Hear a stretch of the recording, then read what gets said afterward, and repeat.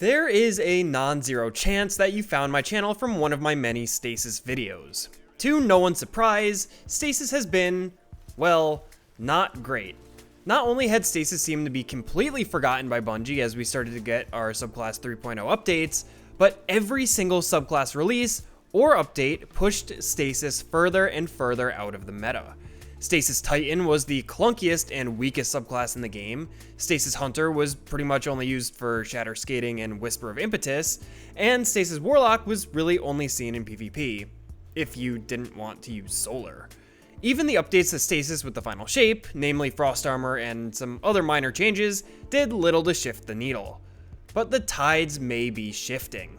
Episode Revenant might as well be called Episode Stasis. The artifact mods, new exotic armor, and even the weapons released are making Stasis one of the best picks this episode, and I want to take a look at why this combination of updates are making Stasis worth using.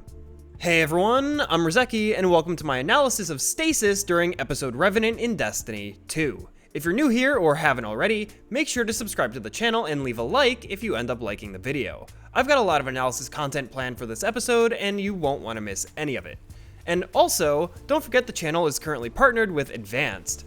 The Rizeki Ice Shaker is still available, and there's a bunch of new flavors, so make sure to check it out with the links in the video description, and also use my code for 10% off your next order. But without further ado, let's get onto the video. I'm gonna go ahead and assume that you're pretty caught up on where Stasis has been, whether that's because you've been playing the game for a while, or maybe you've seen my previous Stasis videos. Either way, today I'm going to focus on the big things that are making Stasis way better than before. Like I said in the intro, there are a number of things that have happened to Stasis to bring it to where it is right now, and we're going to go through each one individually and discuss them. Also, side note, but like usual, I'm going to be focusing on PvE in this video, but let me know if you'd like a more PvP focused analysis in the future. Anyway, here's a list of the big hitters that had an effect on Stasis in the latest update. We have artifact mods, exotic armor, weapon perks, and encounter design. We'll start with the top of the list and move down, so that means first up is the seasonal artifact. This season's artifact is all about Stasis. Duh. There's of course some anti-champion mods and some mods to support Void and Arc build crafting, but the vast majority is for Stasis in some way. One with Frost, Wind Chill, Armor of Aramis, Brain Freeze, Crystalline Converter, Hail the Storm, Served Cold, Conductive Cosmic Crystal. All these mods have either a direct synergy with Stasis or have some effect that is related to Stasis in some way. What I have always thought was interesting about the artifact each season was that it could easily be used as a testing ground for possible permanent updates to the game. For Stasis specifically, there are a number of perks here that help shore up some issues Stasis has had for a long time. The number one issue Stasis has, which I have brought up in every single Stasis video I've made, is its killing potential. Stasis was originally made to be the CC subclass, but the thing about CC is the best CC in the game is death. You could slow and freeze as many enemies as you can, but if you can't finish the kill on those enemies, they can just unfreeze and attack you anyway. We've needed some form of offensive power added into Stasis to bring it up to par with the other subclasses for a while. Strand, for example, not only has Severance to spend to CC targets, but it also has a number of tools to defeat those same targets once they are CC'd, such as Threadlings, Unravel, and Grapple Melees. This episode, there are a number of artifact mods that exist to help increase this killing potential in Stasis. Currently, the best, and only real source of damage from Stasis itself is Shatter. Defeating a frozen target or a Stasis crystal creates an AoE explosion that damages all nearby enemies. Hail the Storm is the mod that allows this shatter effect to be even more potent. Shattering a Stasis crystal now also releases shards of ice as projectiles that damage and slow nearby enemies. The boosted version will increase shatter damage at its base. Not only does shattering a Stasis crystal deal a huge amount of AoE damage now, but it also does extra damage in a slightly larger area. The only real issue with Hail the Storm is that it really requires the player to be generating Stasis crystals somewhat regularly. This is another sticking point for Stasis since, in general, you had to really lean into Stasis crystal generation to actually make them often enough to be useful. I'll be getting back to crystal generation when I talk about exotics, but in terms of mod support, we have some help as well. Crystalline Converter will help make more crystals by filling up a meter and then using a powered Stasis melee. You could probably see how this and Hail the Storm work pretty well together. One of the more disappointing changes to Stasis in the final shape was Frost Armor. Frost Armor promised to bring more sustainability to the subclass, but that ended up being kind of false. Sure, Frost Armor at best has something like 40% DR against all sources of incoming damage, but there were some issues. For one, it removed Overshield for higher effective health, and the method for gaining Frost Armor, collecting Stasis shards, was unreliable. Shards are the lifeblood of Stasis, but they are not as easy to generate as you would expect. For one, there is an internal cooldown on the rate at which these can be spawned, and the actual support for creating them on each Stasis subclass is a bit mixed. For Frost Armor alone, there are 2 mods that help make it feel a little bit stronger, one with Frost and Armor of Aramis, but neither one really addresses the issues with Frost Armor itself. I suppose that one with Frost is the better of the two, giving Frost Armor another application for general gameplay. For shards, there's really only a single mod that has a direct effect on them.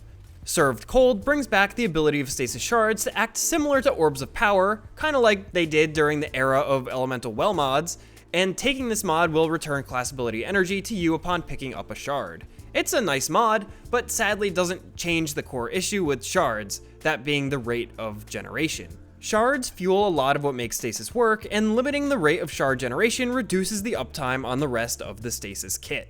What I think might be even more important to the Stasis subclass than the experimental artifact mods is the brand new exotic armor for each class. Hunters received Mask of Fealty, Warlocks received Rhymecoat Raiment, and Titans received Blast Wave Striders. Up until this point, the Stasis exotic support on each class was, well, kinda mid.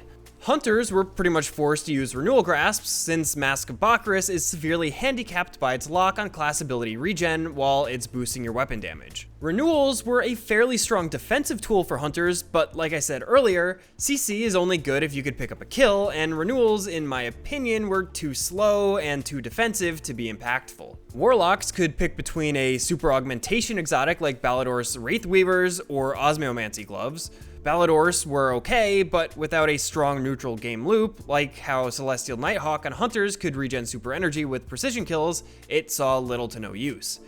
Titans had either the clunky Cadmus Ridge Lance Cap, which I've complained about enough on this channel, or the clunky Hoarfrost Z. Neither exotic is bad per se, but neither felt impactful enough to justify running Stasis Titan at all. Each of the new exotic armor pieces was extremely well designed. I'd like to give each one its own video analysis, so I'll keep this part a bit more of an overview. But each of these exotics allows for a very open-ended build path. Of course, being a hunter main, I first grabbed the Mask of Fealty to test it out. My build was entirely focused on melee regeneration and leaning into the melee part of the exotic. But I've seen so many different ways to build with this exotic. I've seen people running grenade regen to quickly create stasis crystals to use your melee on. I've seen defensive builds, offensive builds, and each one has a completely different set of fragments and aspects. There are so many ways to customize this exotic's playstyle to match your own that it pretty much single-handedly opens up build crafting on Stasis Hunter. Rhymecoat Raiment on Warlock is pretty similar. You could play the obvious way and hunker down inside your Stacy Storm and play hyper defensively, or you could use Stacy as a spawn trap and offensive tool with an extremely high grenade ability uptime. Warlocks with Rhymecoat have a ton of options when it comes to using the exotic with Prismatic, not just Stasis. But I'll discuss that more in my video about Rhymecoat. Titans always wanted to be the crystal-shattering offensive monsters of these Stasis subclasses. But even Hoarfrost Z didn't quite make the cut, even if it got close. Blast Wave Striders really open up the offensive capabilities of Stasis Titan, much like with the other two exotics. This exotic is all about explosions, you're more resistant to your own, and each kill fills up a meter that, once done, lets you release a ton of stasis crystals in front of you to continue to blow up. There's a very tight gameplay loop here that plays right into the fantasy of blowing up stasis crystals that, at least I always felt, was what Titans wanted to do on Stasis in the first place. There's also a nice little secret interaction with the Season Pass exotic grenade launcher for some bonus meter charge. Speaking of weapons, weapons are another big part of this update. Headstone and Chill Clip were the only Stasis perks that mattered. Were there others? I actually can't think of any. Anyway, Headstone has always been pretty good for Stasis builds specifically, since it by far has the most consistent way to create Stasis crystals. But now we have a new mod that fits super well on Stasis builds. Rhyme Stealer. Where Headstone and Chill Clip are more offensive-oriented perks, Rhyme Stealer is more defensive and rewards you for playing well inside the Stasis gameplay loop. By destroying crystals or frozen targets, you gain Frost Armor. Like I touched on earlier, Frost Armor is not the most consistent buff to acquire because of its reliance on Stasis shards. But with Rhyme Stealer, you should be able to keep Frost Armor active so long as you freeze and kill enemies. This perk also integrates seamlessly into the builds using the new exotic armor, since both the Hunter and Titan exotics are all about generating and destroying Stasis crystals, and the Warlock exotic can easily freeze enemies. And it also creates Stasis crystals in the storm anyway. You'll have no drought in targets to proc Rhyme Stealer off of, and as such, you'll pretty much always reliably have Frost Armor. We also have 2 exotic weapons that help bolster Stasis builds as well. The Season Pass Grenade Launcher, Elethonim, if I said that right, and the Vesper's Host Sniper Rifle Icebreaker. Elethonim works best in conjunction with Blast Wave Striders, but not so much in terms of general Stasis support despite being a Stasis weapon. Icebreaker, on the other hand, despite being a solar sniper, has some really sweet interactions with Stasis. As its name suggests, it has a direct interaction with breaking ice. More specifically, shattering a target, or I believe even a Stasis crystal, will cause an ignition. So if you're running a Stasis build and are able to freeze enemies like crazy, but you're having trouble picking up the kills, go ahead and bring Icebreaker. Killing one of those frozen targets will not only cause shatter damage, but you'll also get a huge ignition for bonus damage, and a higher chance to shatter other nearby frozen targets because of the ignition. It might just be one of the best ad clear weapons to pair with a Stasis build. While we're on the topic of the new dungeon, we need to talk about another driver for choosing Stasis: encounter design. Stasis has always been in a kinda weird spot. All 3 Stasis supers had no real DPS capabilities. 2 of them are roaming, and 1 literally roams on its own, so it could be unreliable, and none of the 3 are bursty enough for most damage phases in the game. But really, that's more of an issue with the design of the encounters themselves, and less so with the designs of the individual supers on Stasis. In Vesper's Host, Stasis supers may have found their own niche. The best example is during the second encounter, where DPS is not against a single boss entity, but instead a collection of separated servitors. Supers that can create large AoE damage or effects end up being extremely powerful.